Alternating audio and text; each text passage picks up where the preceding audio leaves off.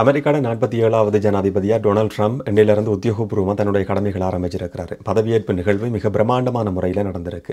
பதவியேற்பு நிகழ்வு நடந்து முடிஞ்சு ஒரு சில நிமிஷங்களுக்குள்ளேயே அமெரிக்காவில் மாற்றத்தை ஏற்படுத்துகிற, உலகத்திலேயே மாற்றத்தை ஏற்படுத்துகிற மாதிரியான சில ஆவணங்கள், மிக முக்கியமான ஆவணங்களில் ஜனாதிபதி ட்ரம்ப் கையொப்பமிட்டிருந்தார். ஆசிய நாடுகளுக்கும் இது தாக்கம் செலுத்தும், இலங்கைக்கும் நேரடியான தாக்கம் செலுத்துகிற மாதிரியான ஒரு தீர்மானத்திலேயும் அமெரிக்காவினுடைய 47வது ஜனாதிபதி டொனால்ட் ட்ரம்ப் கையொப்பமிட்டிருக்கிறாரு. அந்த மாதிரி ஏற்படுத்தப்பட்டிருக்கிற 10 புதிய மாற்றங்கள் என்னன்றதை பற்றி தான் இந்த காணொலியில் பார்க்க போகிறோம். விளக்கமாக தெளிவாக பார்க்கலாம். வணக்கம், நான் கிருஷாந்த் ராஜ். அமெரிக்க ஜனாதிபதியாக டொனால்ட் ட்ரம்ப் கையொப்பமிட்ட முதலாவது ஆவணமே சர்ச்சைக்குரியதாக மாறியிருக்கு. பாரிஸ் கிளைமேட் சேஞ்ச், பாரிஸ் காலநிலை மாற்றம் சம்பந்தமான உடன்படிக்கையிலிருந்து அமெரிக்கா உடனடியாக வெளியேறியிருக்கு. இதுக்கு முதல்லையும் ஒரு சந்தர்ப்பத்தில் அமெரிக்கா இந்த உடன்படிக்கையிலிருந்து வெளியேறியிருந்தது. உலகம் சந்திக்கிற மிகப்பெரிய ஒரு சவாலாக கருதப்படுறது காலநிலை மாற்றம்ன்றது. இதை எதிர்கொள்றதுக்காக உலகத்தினுடைய எல்லா நாடுகளும், கிட்டத்தட்ட ஒட்டுமொத்தமாக எல்லா நாடுகளும் 2015ஆம் ஆண்டில் இந்த பாரிஸ் கிளைமேட் சேஞ்ச் உடன்படிக்கையில் கையொப்பமிட்டிருந்தது. அந்த சந்தர்ப்பத்திலிருந்தே ட்ரம்ப் அதை எதிர்த்து வந்திருக்கிறார். இதுக்கு முதல்லையும் அமெரிக்கா வெளியேறி இருக்கு.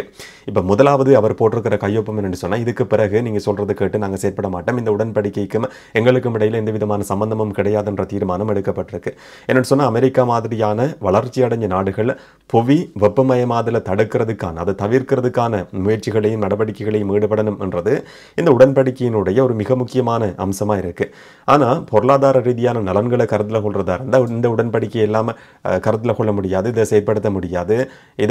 இதுக்கு பின்னால் நாங்கள் போகாம இருந்தால் அமெரிக்காவினுடைய பொருளாதாரம் மோசமான நிலைக்கு பின்தள்ளப்படும் என்ற மாதிரியான சில காரணங்களை முன்வச்சு கிளைமேட் சேஞ்ச் உடன்படிக்கையிலிருந்து அமெரிக்கா வெளியேறியிருக்கு என்றது ட்ரம்பினுடைய முதலாவது தீர்மானம். ரெண்டாவது விஷயம் என்னன்னு சொன்னால், ஒரு அவசர கால எரிசக்தி நிலைமை அமெரிக்காவில் உடனடியாகவே பிரகடனம் செய்யப்பட்டிருக்கு. இனி உலகத்தினுடைய மற்ற நாடுகளில் எரிபொருள் தேவைக்காக அமெரிக்கா தங்கி இருக்காது. அமெரிக்காவிலேயே இதனுடைய தேவைகளை பூர்த்தி செய்கிற மாதிரியான திட்டங்கள் எதிர்வரும் நாட்களில் முன்னெடுக்கப்படும். இந்த திட்டங்களை செயற்படுத்துறதுக்கான அனுமதியை கால தாமதம் இல்லாமல் உடனடியாக அந்தந்த அதிகாரிகள் கொடுக்கணும்ன்றது இந்த அவசர கால நிலைமையினுடைய அர்த்தம் சொல்லி நம்ம விளங்கி கொள்ள முடியும். அமெரிக்காவை அடுத்த கட்டத்துக்கு கொண்டு போவன் என்ற மாதிரியான ஒரு அறிவிப்பா தீர்மானமா ட்ரம்பினுடைய இந்த தீர்மானத்தை பார்க்க முடியும். இது ஒரு வகையில் விமர்சிக்கப்படுது. காலநிலை மாற்றம் சம்பந்தமான நிபுணர்களாலையும் விமர்சனம் செய்யப்படுற தீர்மானமாகவும் மாறியிருக்கு. மூன்றாவது மிக முக்கியமான ஆவணத்தில் கையொப்பமிட்டிருக்கிறாரு WHO, உலக சுகாதார ஸ்தாபனத்தினுடைய அங்கத்துவ நாடு என்ற ஒரு நிலைமையில் அமெரிக்கா இதுக்கு மேலேயும் இருக்காது. உலக சுகாதார ஸ்தாபனத்துக்கும் எங்களுக்கும் இடையில், அமெரிக்காவுக்கும் இடையில் எந்த விதமான சம்பந்தமும் கிடையாது என்ற மிக முக்கியமான தீர்மானத்தையும் அமெரிக்க ஜனாதிபதியா டொனால்ட் ட்ரம்ப் எடுத்திருக்கிறாரு. அவர் குற்றம் சாட்டுற விஷயம் என்னன்னு சொன்னா, அமெரிக்கா அதிகமான பணத்தை WHOவுக்கு, உலக சுகாதார ஸ்தாபனத்துக்கு செலவு செய்து, ஆனால் இதன் மூலமாக அதிகமான நன்மைகள் அமெரிக்காவுக்கு கிடைக்கிறது கிடையாது. கோவிட் பெருந்தொற்று ஏற்பட்ட சந்தர்ப்பத்திலையும் அந்த நெருக்கடியை உரிய முறையில் உலக சுகாதார ஸ்தாபனம் கையாளவே இல்லை.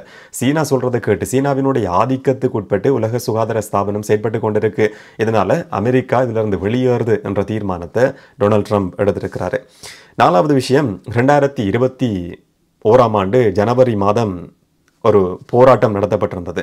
அமெரிக்காவினுடைய ஜனாதிபதி தேர்தல் முடிஞ்சதுக்கு பிறகு பைடனா ட்ரம்பா ஜனாதிபதி என்று சொல்லி தீர்மானிக்கிற அந்த கடைசி மணித்தியாலங்களில் நான் பதவியிலிருந்து போக மாட்டேன், நான் தான் உண்மையான ஜனாதிபதியாக தெரிவு செய்யப்பட்டிருக்கிறேன் என்ற மாதிரியான ஒரு கருத்தை ட்ரம்ப் தொடர்ச்சியாக சில மணித்தியாலங்கள் சொல்லி கொண்டிருந்தார். அதுக்கு பிறகும் கூட அவர் சொல்லியிருக்கிறாரு. அவருடைய ஆதரவாளர்களை திட்டமிட்டு அமெரிக்காவில் இருக்கிற கேபிட்டல் பில்டிங்குக்கு, கேபிட்டல் கட்டடத்துக்கு அனுப்பி ஒரு மிகப்பெரிய வன்முறை சம்பவம் உருவாகிறதுக்கு ட்ரம்ப் காரணமாக இருந்தார்னு சொல்லியும் குற்றம் சாட்டப்பட்டிருந்தது. அந்த கட்டடத்துக்குள்ள அனுமதி இல்லாமல் பிரவேசித்த ஆயிரக்கணக்கானவர்கள் கைது செய்யப்பட்டிருந்தாங்க. அந்த காலகட்டத்தில் கைது செய்யப்பட்ட 1500க்கும் அதிகமானவர்களை விடுதலை செய்யறதுக்கான ஆவணத்திலையும் ஜனாதிபதி ட்ரம்ப் கையொப்பமிட்டிருக்கிறாரு. தன்னுடைய ஆதரவாளர்களுக்கு சார்பான ஒரு தீர்மானத்தை ட்ரம்ப் எடுத்திருக்கிறாரு. அஞ்சாவது, இன்னும் ஒரு மிக முக்கியமான விஷயம், அமெரிக்காவை பொறுத்த வரைக்கும் DEI என்று சொல்லப்படுற சமத்துவம் சம்பந்தமான ஒரு சட்டம் நடைமுறையில் இருக்கு. குறிப்பாக பாலின சமத்துவமாக இருக்க முடியும், இல்லாட்டி இனப்பாகுபாடு அமெரிக்காவில் இருக்கக்கூடாது என்றதுக்காக இந்த விஷயம் நீண்ட காலமாக நடைமுறையில் இருந்து வருது. இதுக்கு பிறகு இருக்காது. ஒரு ஆண் பெண் வேறுபாடு காட்டப்படாமல் நியமனங்கள் கொடுக்கப்பட்ட சந்தர்ப்பமாக இருக்க முடியும், பதவி உயர்வு கொடுக்கப்பட்ட சந்தர்ப்பமாக இருக்க முடியும். எல்லா சந்தர்ப்பங்கள்லையும் வந்து இன ரீதியிலேயோ மொழி ரீதியிலேயோ வேற எந்த பாகுபாட்டின் அடிப்படையிலேயோ நியமனங்களை கொடுக்கக்கூடாது. தகமை அடிப்படையில் மட்டும்தான், இந்த ஒதுக்கீடு என்ற பேச்சுக்கு இனி இடம் கிடையாது. தகுதி இருக்கிறவர்களுக்கு நியமனம் கொடுக்கப்படும் என்ற மாதிரியான ஒரு தீர்மானம் அறிவிக்கப்பட்டிருக்கு. இது பெண்களுக்கும் சிறுபான்மையின சமூகத்துக்கும் பாதகமான ஒரு தீர்மானம் என்று சொல்லி இப்பவே விமர்சனங்கள் எழுந்திருக்கு. அதில் இருக்கிற இன்னும் ஒரு மிக முக்கியமான விஷயம் தான், அமெரிக்காவை பொறுத்த வரைக்கும் ஆண் பெண், ஆண்பால் பெண்பால் இந்த 2 தரப்புகள் மட்டும்தான் இருக்க முடியும். இதுக்கு இடைப்பட்ட நபர்கள், இதை தாண்டின நபர்கள் இருக்க முடியாது. அமெரிக்க ஊடகங்கள் பச்சையாக எழுதி இருக்கிறத பார்க்க முடியுது. நாங்கள் கொஞ்சம் நாகரிகமாக சொல்றதா இருந்தால், ஒரு தாயாகிறதுக்கு அம்மாவாகிறதுக்கான இயலுமை இருக்கிற ஒரு நபர் பெண் என்ற அடிப்படையிலையும், அப்பாவாக கூடிய ஒரு நபர் வந்து ஆண் என்ற அடிப்படையிலையும் கருத்தில் கொள்ளப்படுவார். உயிரியல் அடிப்படையில் இது தீர்மானிக்கப்படும். இதை தாண்டி வேற எந்த பாலினமும் கிடையாது. அமெரிக்காவில் இருக்கிறது ஒன்று ஆணா இருக்க முடியும், இல்லாட்டி பெண்ணா இருக்க முடியும் என்ற ஒரு கடுமையான தீர்மானத்தையும் அமெரிக்க ஜனாதிபதி டொனால்ட் ட்ரம்ப் பகிரங்கமாக அறிவிச்சிருக்கிறார். அதுக்கான ஆவணத்திலையும் கையொப்பமிட்டிருக்கிறாரு.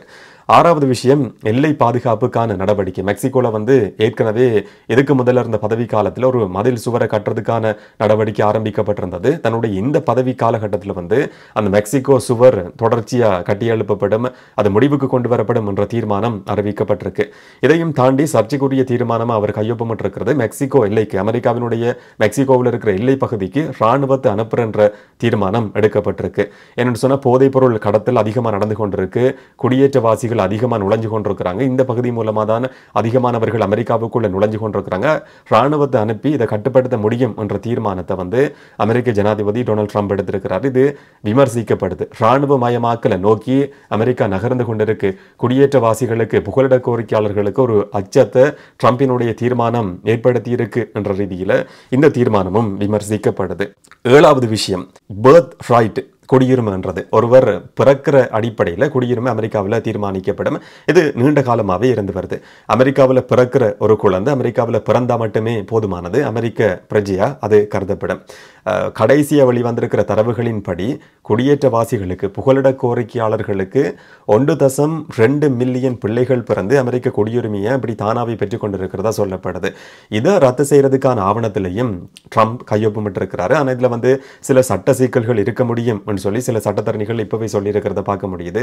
இது வந்து ஒரு நிறைவேற்று அதிகாரத்தின் மூலமா, ட்ரம்பினுடைய தீர்மானம் மூலமாகவும் ஒரு ஆவணத்தில் கையொப்பமிடுறதன் மூலமாகவும் இது நடைமுறைப்படுத்த முடியாது.